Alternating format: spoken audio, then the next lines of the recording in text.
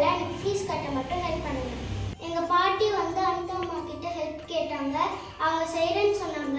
இந்த நிகழ்ச்சியை பார்க்குறவங்க எனக்கு உங்களால் முடிஞ்ச அளவு ஹெல்ப் பண்ணுங்க.